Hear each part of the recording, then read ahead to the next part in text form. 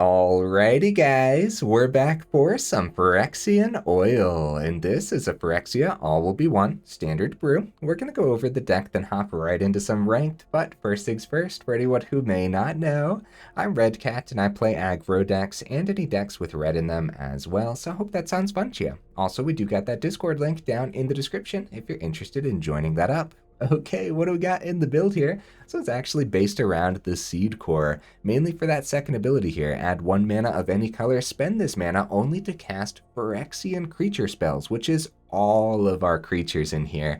And then the top ability adds for a colorless, which we'll be able to play out our artifacts with. So the Seedcore can literally play every single card in here. And yeah, we're not even going to look at that bottom ability. I believe there is no way to actually give poison counters in this deck, so yeah.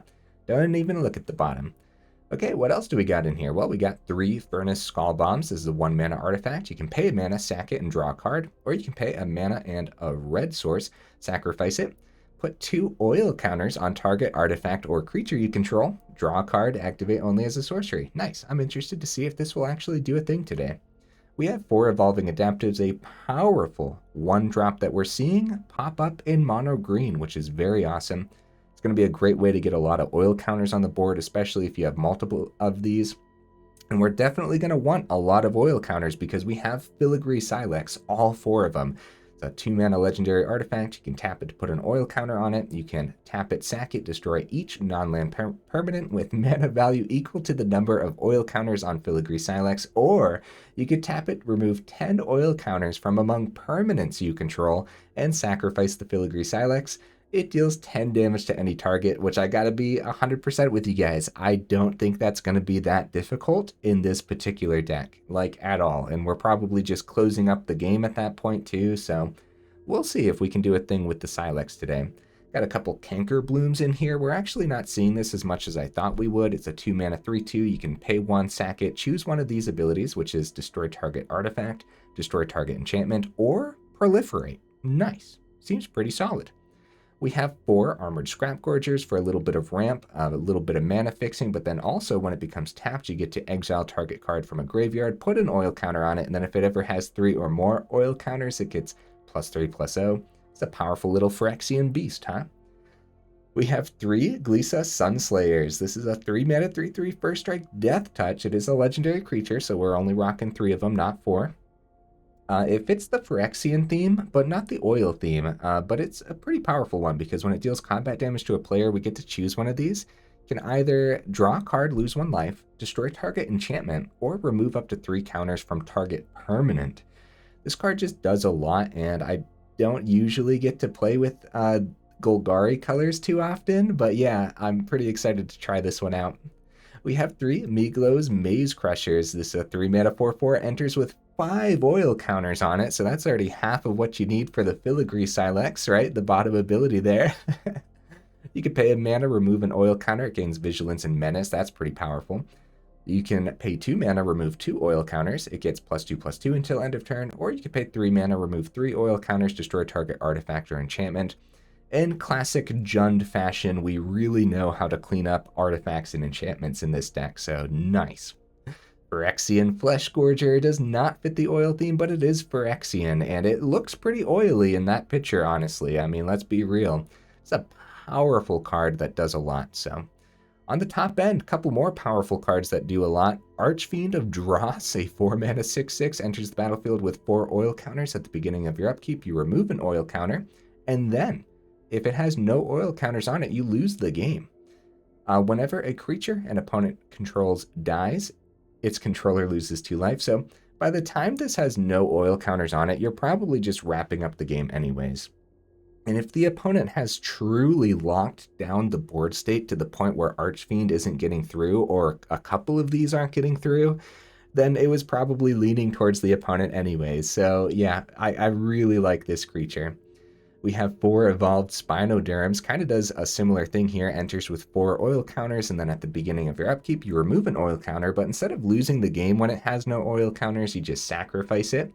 Evolved Spinoderm has trample as long as it has 2 or fewer oil counters on it, otherwise it has hexproof. Oh my goodness, yeah. these 4-drops are ridiculous, and having 8 4-drops in a deck like this may be a little greedy, but I don't think so, man, especially if we go turn 2 Scrapgorger into a turn 3 Archfiend. That already seems just completely disgusting. Mana base, guys, we're rocking 3 Monumental Facades, hopefully not holding up anything. I don't think it will, and I think it'll just be better to have 3 of these since it enters with the 2 oil counters on it. And the bottom ability on Sylex does say remove 10 oil counters from among permanents. It doesn't say anything about non-land permanents, so you don't even have to use this ability to take 2 of the oil counters from the land to use that bottom ability on the Sylex. So that's pretty cool. 3 Proving Grounds, it might slow us down in some games, but I think it's going to be necessary. It is a Jund build, but we're really just splashing the red for the Maze Crusher and the bottom ability on Skullbomb. But yeah, I think it'll still be worth having the 3 Proving Grounds, even if it does slow us down a little bit. Rocking the new Copperline Gorge and the Blackcleave Cliffs, just to make sure we are splashing that red, right? We got fast land with the Llanowar Wastes, making sure that hopefully no matter what, we get that turn 1 evolving adaptive down if we have it, right? Single Forest, 2 Endures, and Abandoned Mires, and a single honorable mention over here. Bloated Contaminator didn't make the list, but it would be a very powerful Phyrexian beast for this list. Being able to actually get that damage through and proliferate a bunch of oil counters onto all of your things is actually just kind of ridiculous. Couldn't find room for it this time, but if you really, really want it, you could drop a couple Fleshgorgers maybe. I don't know. It's just like, I also never get to do a thing with Bloated Contaminator. It looks overpowered on so many levels, but I don't know if I've ever actually stuck a Contaminator onto the board for more than 1 turn. I don't even know if I've ever been able to attack with a Contaminator, honestly. So having something with at least ward like the Fleshgorger, at least the opponent has to pay life or something. You know what I mean? So yeah, no Contaminator this time, although I do think it would be pretty great in here. That's the list, guys. We are just applying the beatdown to the opponent's face. The only removal, I don't know why I keep doing this to myself, is the Filigree Sylex, and I don't think it's going to matter in this deck. I don't think it's going to matter too much. We're just applying that pressure early on with big old chunky creatures, and that's it. Simple one, huh? Let's go ahead, take it into some ranked, and see how we do.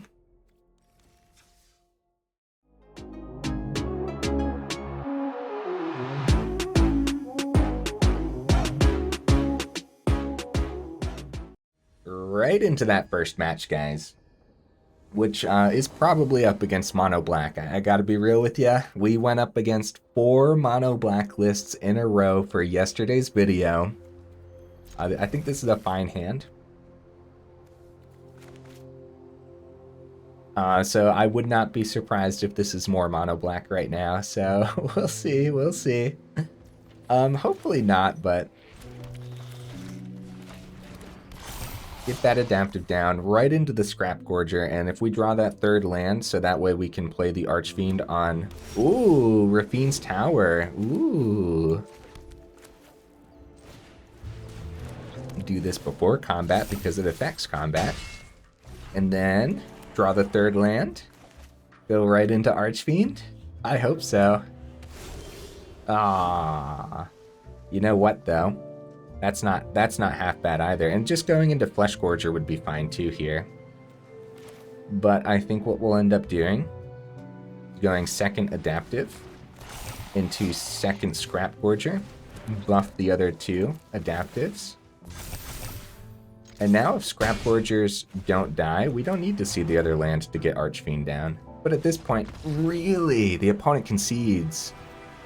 There's a couple possibilities as to why they'd actually quit there, right? Maybe they missed their 3rd land drop. Maybe it's a control deck and they actually don't have any board wipes, and this is a pretty scary board state to not have a board wipe against, but that also kind of, sort of, like, based on what they were rocking with the sleeves there, I think that was the braids sleeves, right? So maybe that was a legendary, right? Esper legendaries, that's a possibility. They had a couple slow turns there, and if it was Esper legendaries, I don't know Do they rock board wipes? I don't think so. I think they just rock a bunch of valuable legendary creatures, right? So I can see it. I would have loved to play that one out, though. Bro, what on earth? Dude, these hands that I've been drawing recently, for anyone who did see yesterday's video, we played Is It Mill, and the hands were interesting to say the least a couple times there. That had to be a mulligan, no question in my mind. Alright. I can definitely see this one being much better. I don't want to ditch the Sylex, but I think it... Oh.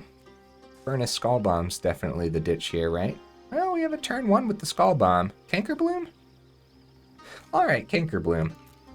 I guess I kind of just want to see Skullbomb do a thing, too, in a match. It's a little bit of a janky card, but I don't know. It's also not too bad.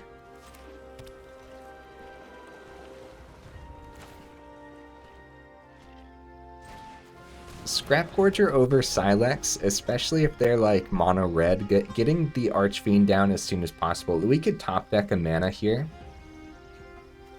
How much mana do I have in this? Maze Crusher. How much mana do I have in this? Against Thermal Alchemist, Maze Crusher is much better against Burn and such, so... Because Sunslayer gets picked up by Lightning Strike immediately. I think I'm rocking 24. It wouldn't make too much sense to me to rock less than 24, and we might actually have 25 in here because this is a lot of 4-drops. I kind of forget, guys. I apologize. I always put the lists together a lot of times weeks in advance, and then when it comes time to actually sit down and play the deck, I usually modify it a little bit based on what I'm seeing, which doesn't always work out the greatest, but... So this could be play with fire to our face, tap Alchemist a couple times. Nice!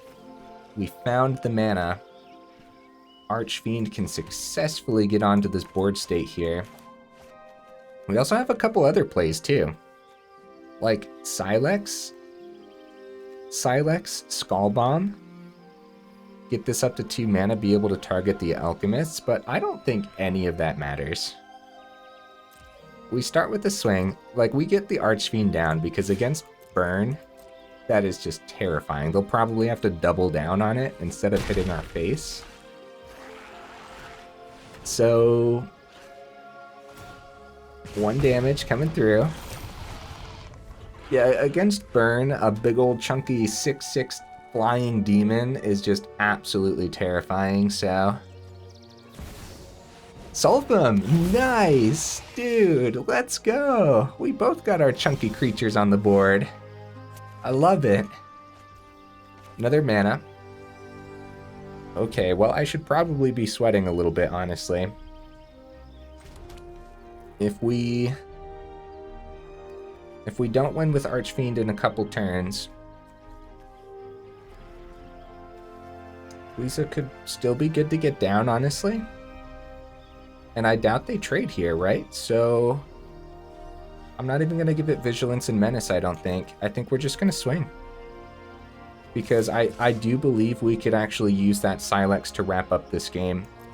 And if they do end up trading with the Maze Crusher, then that's terrific for us. That's 10 damage coming through. 1, 2, 3, 4. I mean, so that's with the Monumental Facade. That's 10 damage, or that's 10 oil counters. So we go bottom ability, target face. 1, 2, 3, 4, 5, 8, 10. Submit 10 to the opponent's face.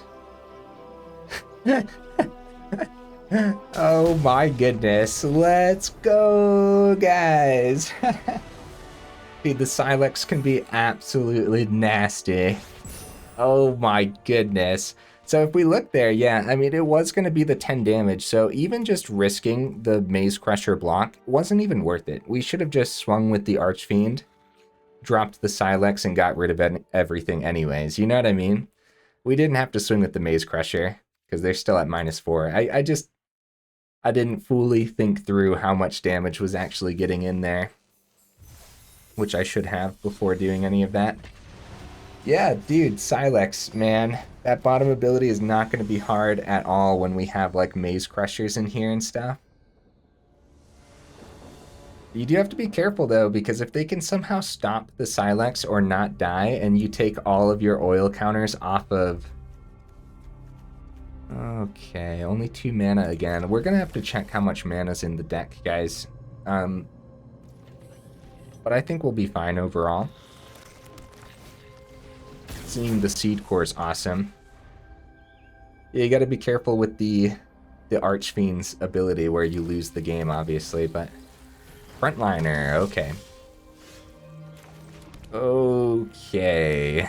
Let's go Sylex here.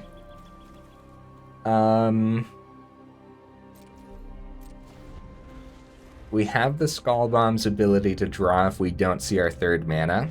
We're definitely gonna have to check how much mana is actually in here, and I might actually do that after this game, just in case, because I don't want to play out the rest of the video. Yeah, we'll go ahead and plug one onto the Sylex, and, well, if we would have just used the Skullbomb's ability, we would have been able to hit 2 drops, but hitting 3 drops against soldiers is fine. No mana here, we should draw and try to find one.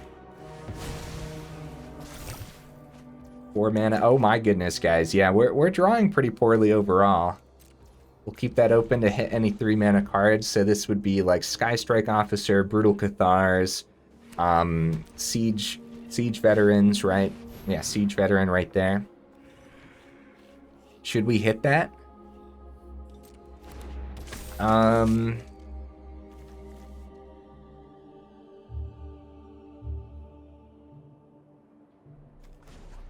We should hit it. It's 1 card for 1 card, and hitting the Siege Veteran's pretty good. It's pretty good, guys. They don't get an extra counter here. They don't get any extra creatures.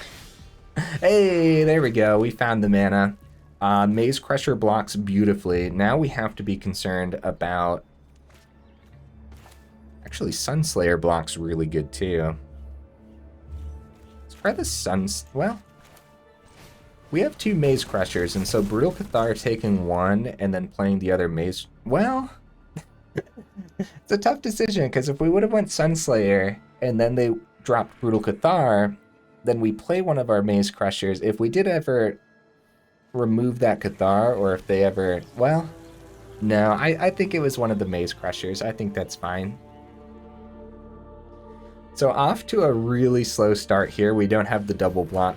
Or, the double black for the Fleshgorger either. So, like, overall, we could be drawing a lot better. And we definitely need to check. Hey, Seedcore. Let's go, guys. Now we're seeing it. Yeah, we're gonna have to check how much mana I actually have in here, because I can't imagine I put 23. I can't imagine that. It's got to be 24 or 25.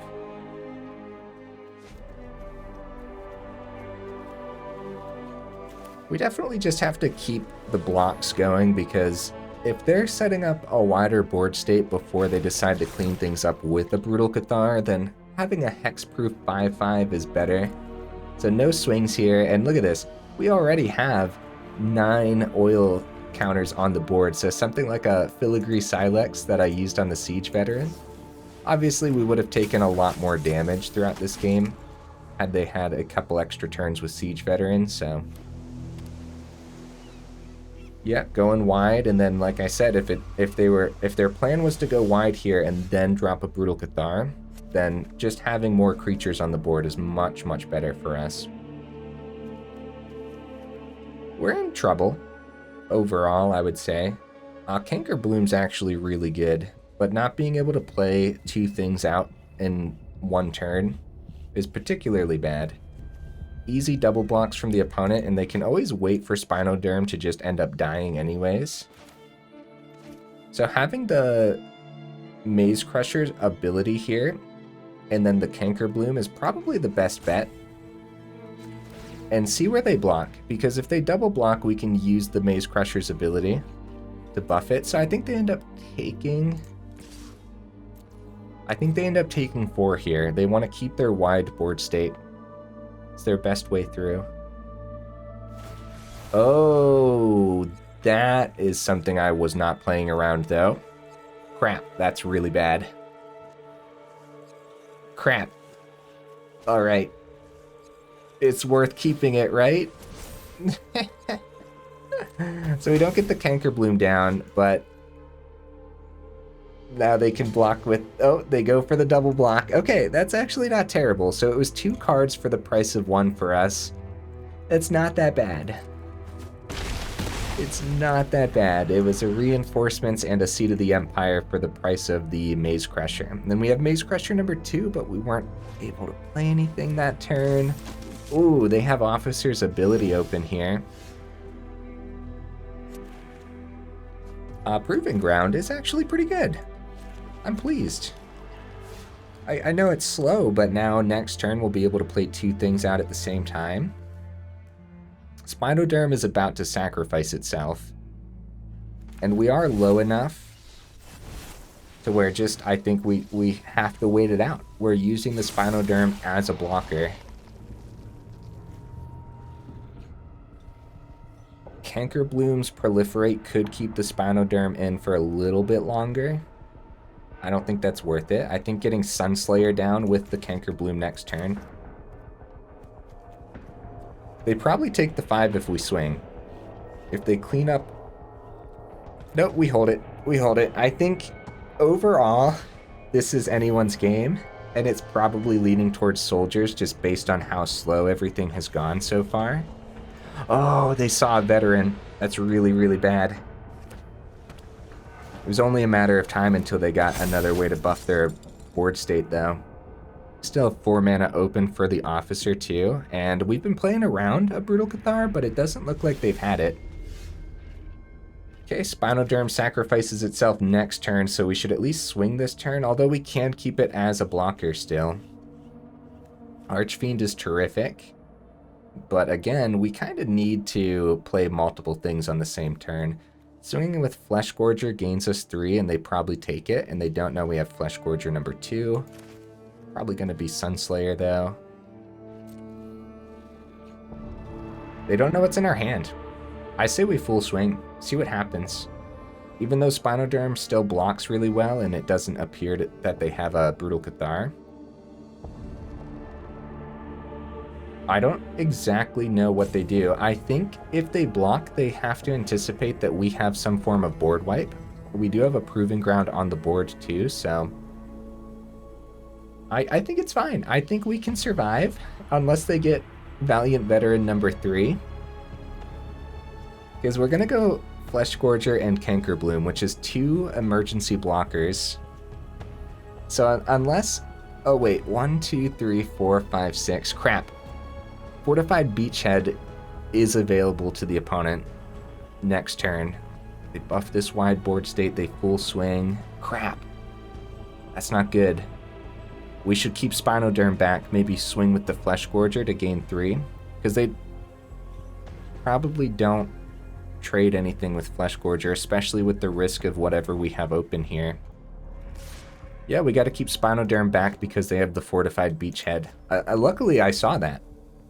I did not see that at first. Because that would have been very bad. Oh, the first strike from the Thalia. I did not see that either. I apologize, guys. That was a really, really bad swing from me. Oops. That was a true oops, too. Like that. I was not thinking about the double block, and then Thalia's first strike just cleans it up real quick. That could easily be the game then. Easily. So if I would have just kept the Fleshgorger back as a blocker, we would have at least been able to gain life off of it as a blocker. Very risky swing on my part, guys. I don't know why I did that. Also, they did risk me having spot removal in hand there. That could have been ridiculous for me, like dropping in a braid on the Thalia, cleaning up the frontliner. They keep Officer back, and yeah, they just waited out the Spinoderm, which I think is actually the way to go. Adaptive was a terrific draw. What a game, guys. What a game. It really sucks that I don't have the other Fleshgorger because of my misplay there, but overall, I'm pretty satisfied. They buff this wide board state. We don't swing. We have a blocker in the air. This officer has been pumping their hand full of goodies this entire time. This is a great example of, even if I would have, well, keeping like the Filigree Sylex to hit 2 drops, think about how good that would have been. I used it to take out 1 Siege Veteran, but look at how many 2 drops they have on the board. Yeah, this is one of those instances, a little bit of practice with the deck, and we might have been able to play this out a little bit differently. Oh, Harbin ends the game. Harbin ends the game because everything gets flying. And a Brutal Cathar. I do wonder, were they holding this? I didn't see what they hit with the recruitment officer. A good game, opponent. This is one of those matches where, I don't know. Overall, I could have played it better. We could have drawn a lot better. I think that the fact that soldiers were just able to hold out for as long as they wanted to was particularly bad, just based on how we were drawing and the order that I was playing things as well. I think that could have gone a lot of different ways. Overall, I don't think I would blame the deck there, though. I think the deck's actually performing pretty well. Oh, I forgot to check how much land we have. You know what? I'm gonna go check. I'm gonna go check real quick. I apologize, guys. Let's find out together. Because it sure feels like we're not seeing it when we need to see it. 25 land. Okay, well, I guess that's... guess that's just one of those moments then. You don't want to have more than 25 land. Then you're just going to be flooding out too much in a deck like this. Like, it's not a control deck. We don't have 9 drops. We just have a lot of 3s and a lot of 4s, and so 25 seems about right. Especially when we have ramp in our 2 drops as well. No way to play Fleshgorger in this hand. We have Cankerbloom. We could draw into a mana for Spinoderm. Opponent goes first, which is really bad for us. I think overall this is a mulligan hand, but we're going to keep it to try it, to test it, kind of push the limits of the build. A lot of black sources that we could draw here too. And the 4th mana is fine, honestly.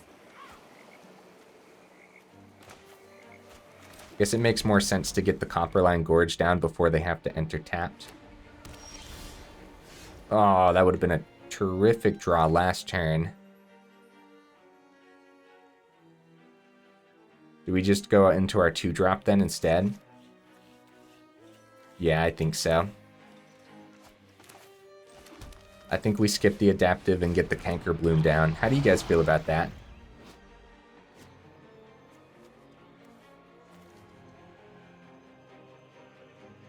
Looks like some removal anyways, or maybe they're just checking it out. It's like I was saying, I think I mentioned this while going over it. It's a little surprising we don't see more Cankerbloom, but it's one of those instances where standard is ridiculously powerful right now. Another green source is really bad. Oh no. We need... Okay. I guess we'll go like this, and...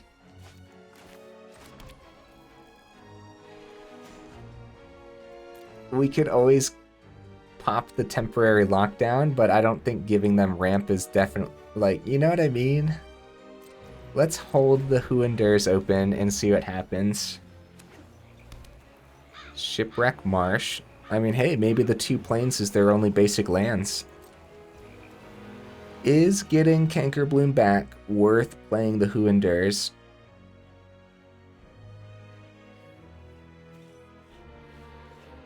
No, I don't think... Actually, we're going to be running right into a Wandering Emperor next turn, probably. So, yeah, no double black on the board, but the Spinoderm is pretty good. We're going to play the Spinoderm and see what happens. This definitely feels like something that they'd want to counter, but looks like it's going to be Wandering Emperor. So do we swing into it? I believe the answer is no, because they could just -1, get the Samurai, and it's a great block for them. At this point, though, we're getting close to where control needs to be. And so if they didn't have the Wandering Emperor, then that swing could have gone a long way, but I mean, I also think just holding back there was the best bet. I am tempted by that Cankerbloom. Ooh. Ooh. Additional counter on that on that permanent. Okay. Well, we're in trouble. Filigree Sylex takes care of the Samurai if we want to. But getting the Sylex up to 3 mana could be really, really good too. I think we swing at Emperor first before doing anything else, right?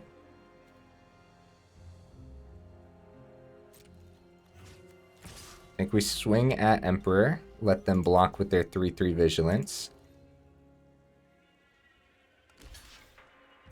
Emperor survives. So at least we cleaned that up off the board, right? We'll go green, red, it doesn't matter. Get the Sylex onto the board. Try to get this up to 3 oil counters as soon as possible here. We're still playing things out well enough. It does suck that we don't have the double black, but... do we just want to play this as a mana? No, I don't think so. I think there's still going to be a lot of great targets for the Who Endures, and we don't need another green source on this board at all. So if we, even if we see... Wow! Sylex cleaning up a Celestis too would be huge for us. This Filigree Sylex might be absolutely devastating for the opponent. Depends what they have in hand, I guess, but... So this has Trample now, so we can take out the Emperor.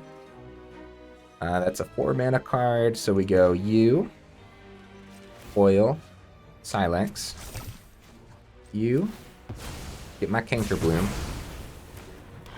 buff the Adaptive. Beautiful stuff, guys, beautiful. Now we go U here.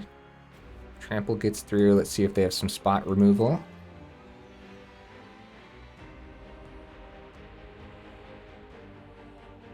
Some spot removal for the Spinoderm. Yep, because the Wandering Emperor was going to die anyway, so block the 3/3 to take less damage. And at this point, do we play around?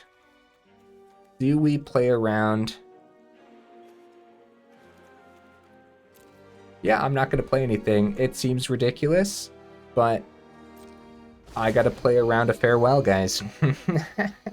I have run into way too many farewells. Okay, temporary lockdown. We have the Who Endures, which we will do. 3, another Celestis. Okay, oh!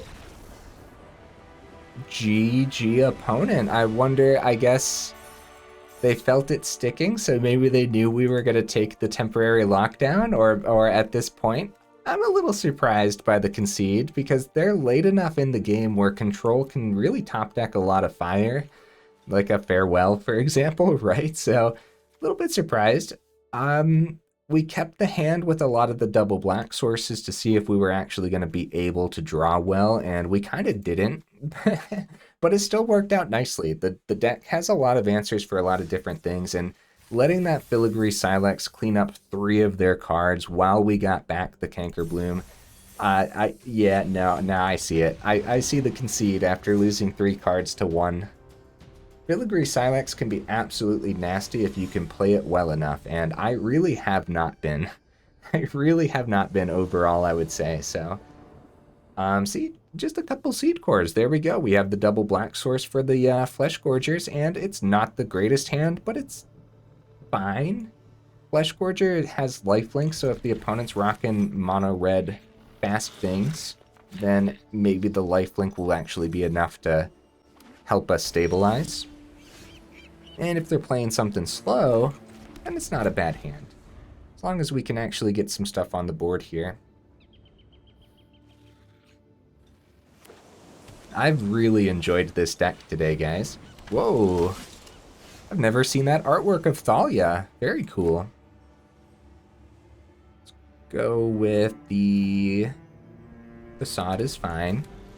We have very, very slow hands every now and then, but we do have our one drops and our 2 drops in here, so it's just kind of what we're seeing right now.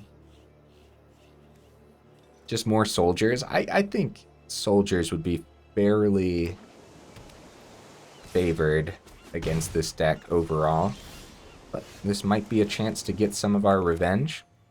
So Copperline Gorge is a bad draw because now it's going to come out tapped next turn because we want to go Seedcore into, well, could actually go into the Sunslayer instead of the Fleshgorger. That way we actually have, well, we had the Forest too, but at least the Gorge doesn't come down tapped. I don't know. I don't really know. I guess Fleshgorger would have been better overall, so that way they would have taken damage for a Brutal Cathar if they wanted to target it, but okay. Thalia is a good trade. Both of them have first strike. Get Thalia out of here, you know? That's fine. Thalia number 2. Yep. Makes sense to me. Seedcore comes down and Spinoderm blocks so well. Let's get that Spinoderm down. Yeah, Soldiers has a great pace, and if we would have taken 3, then we could have potentially swung with the Sunslayer.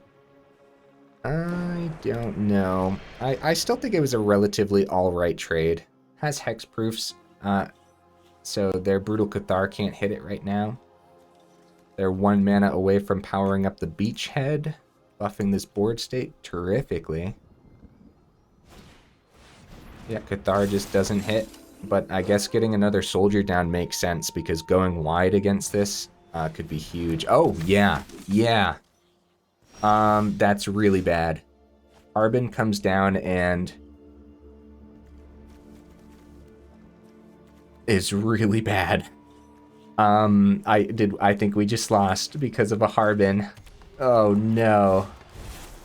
That kind of sucks, guys. Let's keep the hexproof rolling and put that oil counter on the Spinoderm. No attacks and GG. Oh wait, they don't have the mana, but they could draw it right now. I was gonna say that's 5 extra damage from the Beachhead. 4 in the air. Oh, everything gets the buff from the Harbin anyways too. Yeah, I forgot Harbin is ridiculous and also gives +1/+1, not just the flying. GG opponent, man. A tough last match there. We kept a very risky, very slow hand. But I think the hand could have worked out. And Harbin's tricky, man. Harbin's a big reason to play like Azora Soldiers. Because of how... that was 2 soldier lists today, that one with Harbin, right? Just flying over our stuff. So let's talk about the list again. Okay. Here's the deck list again, guys. Of course, you could add some more spot removal in here, but spot removal won't work with the Seedcore, of course, but it won't hold you back too often. If you really, really wanted to rock a couple Go for the Throats or something, it could go a long way, some cut down, something like that. Don't slip into the red removal sources because we really, really are just splashing red for the Maze Crusher and the Skullbomb, which you could drop down to 1 or 2 Skull Bombs quite successfully. I really wanted to see this do more today, but we just, I mean, it does a thing. I like that it gives the 2 oil counters. I love that we could give that to adaptive and stuff, but going down to 1 or 2 will be just fine, and you could actually cut them all together if you're really sketched out by the jankiness of this card too, and you want to be a little more competitive. Then finding spot removal could be huge. If you go up like cut downs or Go for the Throats, then you're going to want to rethink the mana base a little bit more as well. Well, you could probably keep all the seed cores since we have the Phyrexian creatures galore in here, right? You probably want to go down to like 2 Monumental Facades if you're squeezing in some spot removal, because that is a lot of land that taps for colorless, which will hold you back sometimes, and you will just simply not be able to play a cut down when you really need to, if you have that much. So yeah, just building the deck based on the seed core seemed like a cool concept, but then we only saw the Seedcore sometimes because it is only a 4 of as far as lands go, and so all in all, you still really want to see spot removal, which we just don't have because we built completely around the Seedcore. So I could see going down to 3 Seedcore, 2 Monumental Facades, even though Monumental Facade is so good. It is such a good land, guys, especially when paired with Filigree Sylex. Go up your spot removal, and I could see then dropping down to 3 Archfiends, 3 Spinoderms to fit that spot removal, go down to 1 Skullbomb. You have 4 spots open. 2 go for the Throats, or Infernal Grasp, or Sheoldred's Edict. Honestly, your removal of choice. And a couple cut downs could really go a long way. Could also see dropping down to 3 Glissas here too. The Sunslayer was cool. I really wanted to see it today, but I could easily see just a 2 of instead of a 3 of. And then again, more removal. And then, yeah, you just really have to think about what you're doing to the mana base then if you are doing all that extra removal then as well. So that's what I would do, guys. Other than that, I would say overall, more testing is required. I think we could still get away without removal, but we really saw how those soldier decks just completely ran over us, and having just the Filigree Sylex, it's hard to run over soldiers when you have to keep all of your big stuff back as blockers because they're simply just too fast. You know what I mean? Guys, if you made it this far into the video, then y'all are champions for real. I super duper appreciate you, and I will see you in the next video.